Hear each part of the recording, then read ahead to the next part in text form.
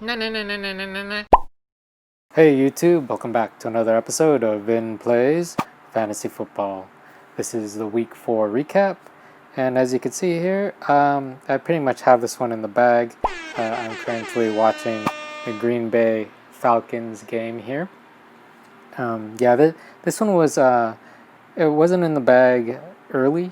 Like I didn't have one early like last week, just because Aaron Rodgers and the Packers. I just have so many Packers on my squad right now. I have Aaron Rodgers. I actually picked up Marquez Valdez-Scantling because of the worry that Devontae Adams would not be playing today, and I think on early this morning it was revealed that he would be inactive this morning, which it was pretty much a surprise. He practiced all week, like every practice he was at, but apparently the team didn't want him to play today, so he was not active. I ended up starting Valdez-Scantling. I dropped Tony Pollard, I believe, to pick up Valdez-Scantling. He didn't really do much today, but we didn't really need him to do much because Aaron Rodgers threw 4 touchdowns right now tonight. so yeah. But let's go and just go down our players, and we could just talk about the matchups that we had here. Robert Woods, Mr. Reliable, was not so reliable this week. I actually did watch this game against the Giants. This game did not go as most people thought it was going to go. It ended up being more of an ugly defensive battle rather than the Rams just throwing and doing whatever they wanted to the Giants, and thusly I believe they ran more. Oh, the Rams, that is. The Rams ran more. And it was a bit of a surprise, too, because they didn't really use Darrell Henderson the way they have been using him for the last couple of games. It was strange because Malcolm Brown ended up getting most of the touches and most of the runs. So, yeah, it was really, really weird. It was just a really strange game to begin with. But, Robert Woods, he got targeted. He didn't get targeted too often. I don't think he had any runs either. Oh, 2 rush yards. Okay, maybe he had one. Okay, he had 1 rush attempt, which I apparently missed. 7 targets, which isn't bad. No touchdowns, but yeah, it was just a really strange game.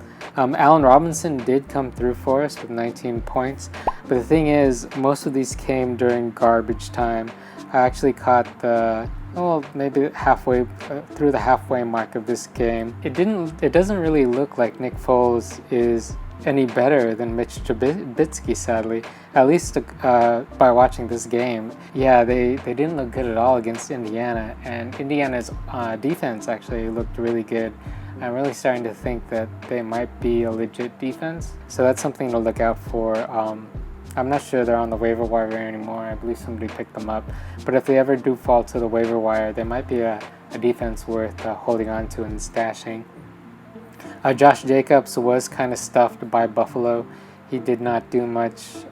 He did get the work again, but Buffalo's defense is just super good. So, those 8 points are a bit disappointing, but it is what it is. That defense is super tough. But the next game, he's playing against Kansas City, which does not have a great run defense anyways. Their defense as a whole is pretty good, but teams can run against them. So I'm expecting Josh Jacobs to have a bounce back game in week 5. Going down the line, Chris Carson was a surprise play. Well, maybe not so much a surprise, but surprising in that he got his full complement of work of touches and passes. He was in the game pretty much throughout the entire game. He didn't have a snap count. He didn't seem to have any restrictions on how much he could play from the coaching staff, that is. And not only that, but it looked like he got hurt halfway through the game, and everybody, even the commentators, were saying that he was pretty much going to be out for the rest of the game, but he ended up coming back in and scoring another touchdown. So Chris Carson, man, he's a beast. He's a warrior. And you know it, I trust Chris Carson. He's going to be in my lineup for as long as he's playing. He's proven it this year and last year. And so, yeah, he really came through for us this week. Can't say the same for Mike Gesicki. You know, it was encouraging that he did get, he only got like 2 or 3 targets, I believe, during this game. Let's go ahead and check. Looks like, yeah, he got 3 targets during this game. But you know, it was encouraging that one of these targets was in the end zone. And it looks like as long as Ryan Fitzpatrick is the quarterback, he really looks to Mike Gesicki in the end zone. So he'll always be a touchdown risk anyway, or yeah, the opportunity for touchdowns will be there. But yeah, he did not perform this week, particularly against Seattle. We expected better things against that Seattle secondary. But yeah, thankfully we didn't need him to do much this week. I just went over Valdes-Scantling. Watching this game, Tonyan, the tight end, Robert Tonyan, scored 3 touchdowns so far.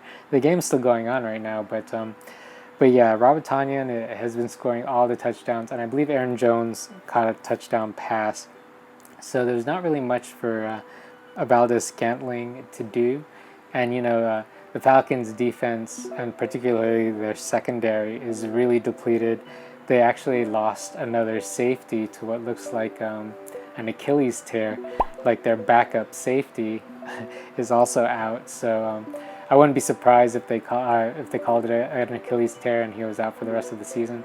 But we'll see how that goes. Mason Crosby, he's not close to what he did last week. Again, we didn't need him to do much, but he actually did miss an extra point kick earlier during this game anyways. And then the Los Angeles defense, they did adequately well, you know, pretty well against New York.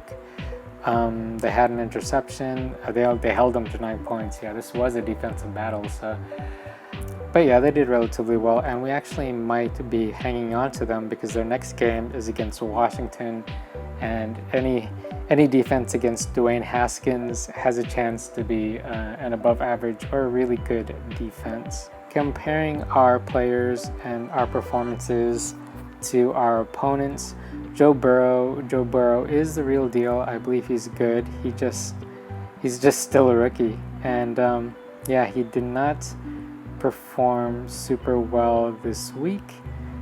Who did they play? Actually, I've forgotten. Oh yeah, Jacksonville. Yeah, battle of the bottom feeders. But yeah, Joe Burrow didn't really do much. DK Metcalf did do some. Watching this game, the Seattle game, yeah, like with Chris Carson, Tyler Lockett was a disappointment during this game, and it's kind of, you know, Tyler Lockett is the number 1 receiver, maybe. It seems like DK Metcalf is right there up with him. He's getting, I want to say, an equal or just slightly less targets than Tyler Lockett.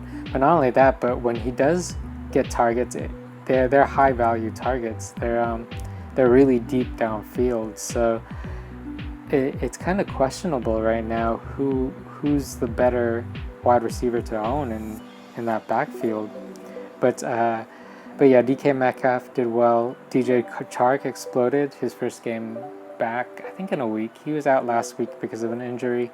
And with Minshew back, actually I need to check up on Minshew to see how well he did. But I expect, I don't expect, but against that soft matchup, Cincinnati has one of the worst defenses in the league. So it's not super surprising that DJ Chark did well against them. Edwards-Helaire against New England, you know what, he just doesn't seem to be scoring any touchdowns. He gets the yardage, and you know, watching this game just earlier before this Green Bay game, you know, he's a great runner, and he can catch passes as well. He ran a couple of routes that were pretty impressive, but he doesn't seem to be getting any touchdowns is his main problem right now. So I'm not sure that, you know, he's he's been very adequate. He's been, pretty good, looking at our fantasy scores here, 19, 10, 15, 10. They're good, but I'm not quite sure that they're as good as we expected during draft season. Talking about disappointments though, Kenyon Drake. Disappointed!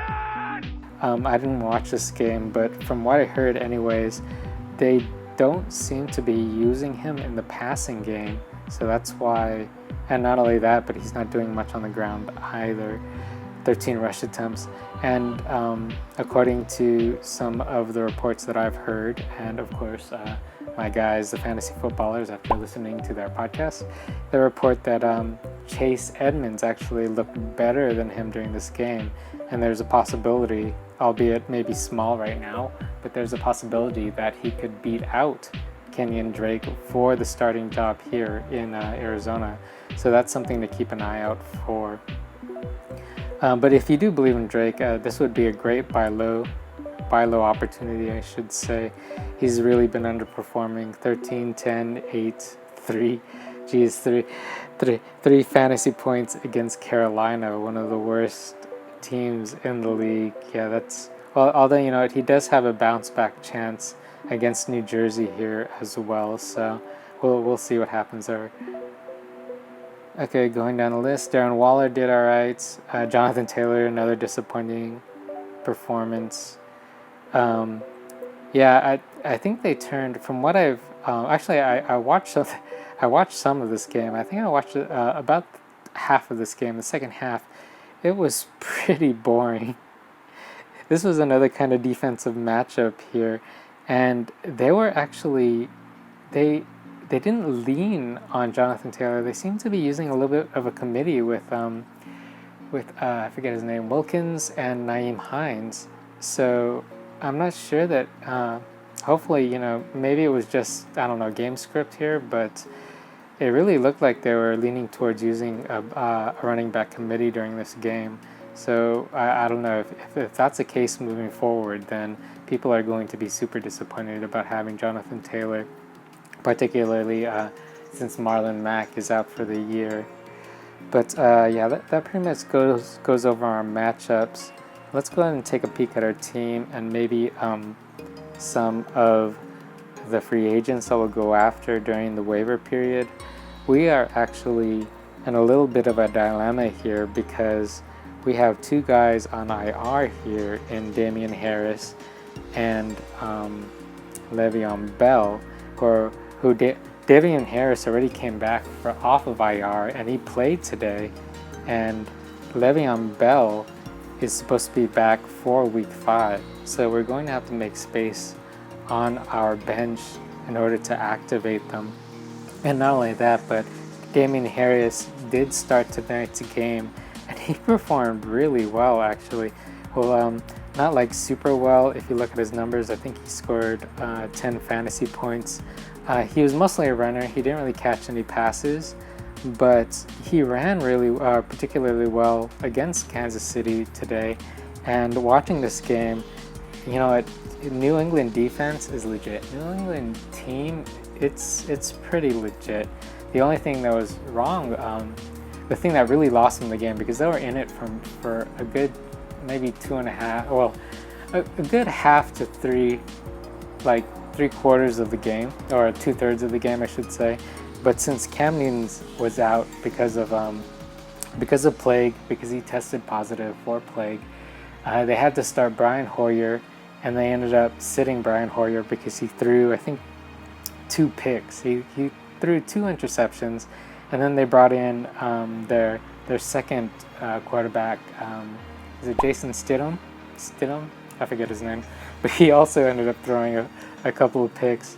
So yeah, their offense was in all kinds of disarray, and that pretty much lost them the game. But they were hanging tight through a good portion of this game, and particularly on defense, they really held the Kansas City offense to, they only had, I think, 1 touchdown by the half. So it was really impressive to watch.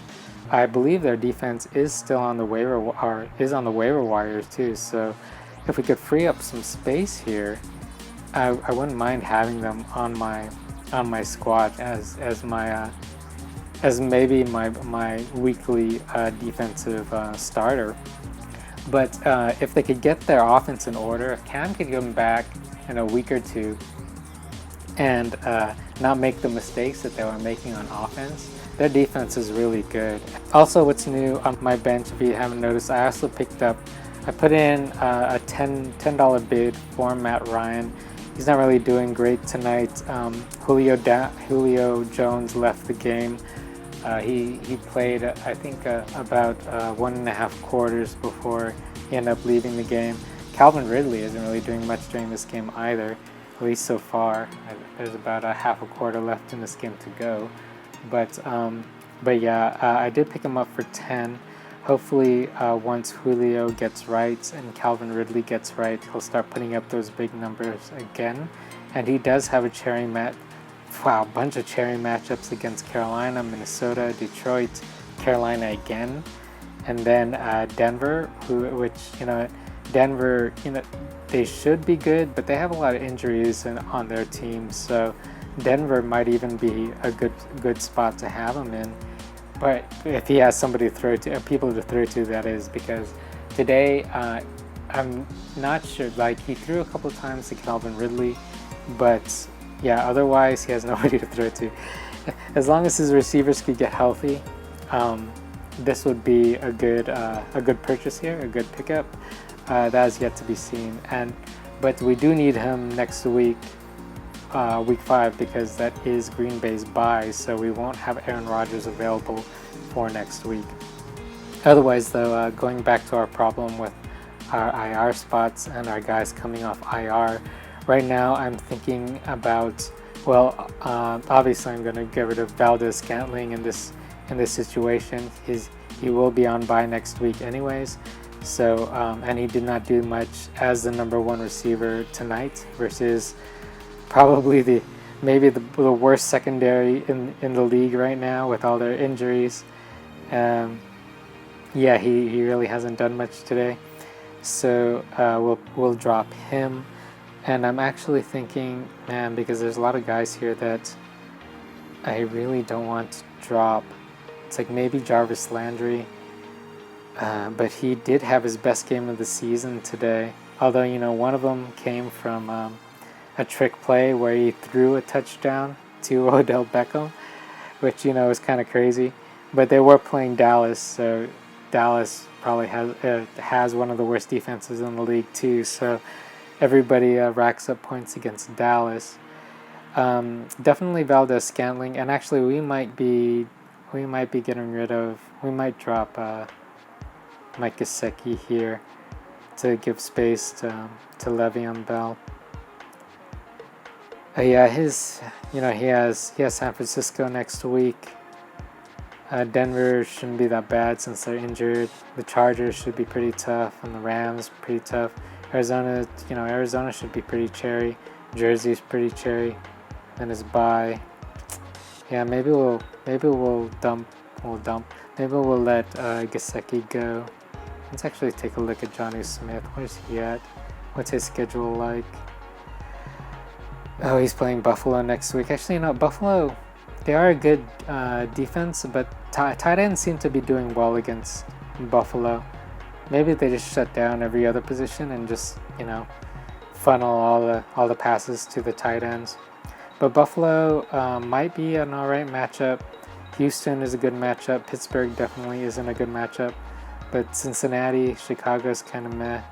And then Indiana, Baltimore, Indiana, that's going to be rough. Oops. But, yeah, we'll see. As far as people on the waiver wire that we could look to pick up, actually, you know what else I could do? I should probably look to make a trade. Looking at my opponent, actually, he does have Darren Waller.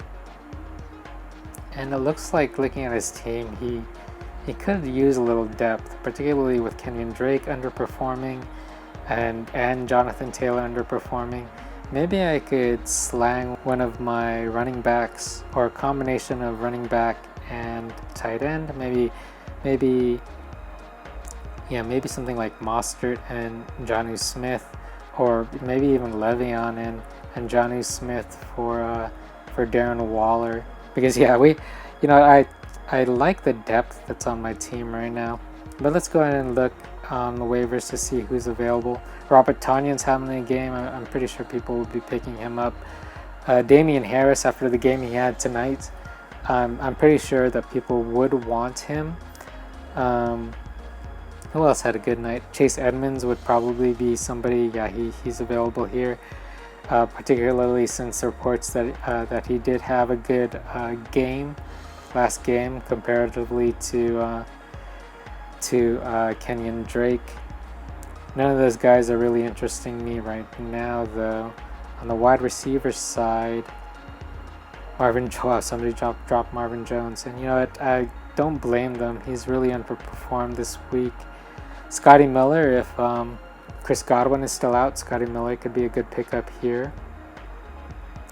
Zach Pascal, apparently T.Y. Hilton isn't doing much, and from what I've seen anyways, yeah, he's not doing much at all on that team.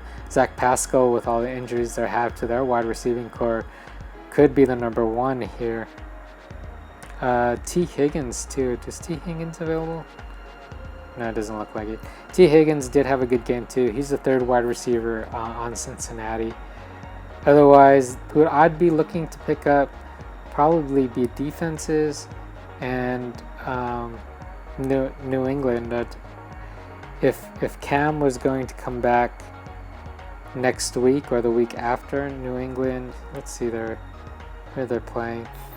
Okay, they're playing Denver. Wow. Okay, yeah, they're playing Denver. Yeah, we would definitely play New England versus Denver, particularly with all their quarterback woes. Yeah, we'd be playing them there. But then they have a bye, and then San Francisco week 7. I'd be surprised if Jimmy Garoppolo wasn't back for that.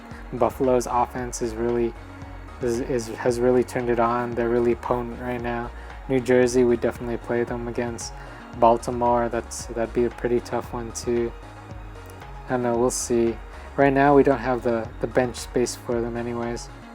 Oh man, you know, come to think of it though, look how many points did Kansas City? They must have scored a ton of points because they had those interceptions, and they also scored. They had a pick 6 with one of those interceptions. So where are we at here? No, that's Jacksonville. Oops, I'm looking at the wrong one. I want Kansas City. How many points? 20 fantasy points. Yeah, Kansas City cleared it up, and nobody had them tonight. That's a shame. But yeah, I think that pretty much covers my situation here. So yeah, I'm gonna wrap it up. Thanks again for watching another episode of Vin Plays Fantasy Football, and I'll see you next time.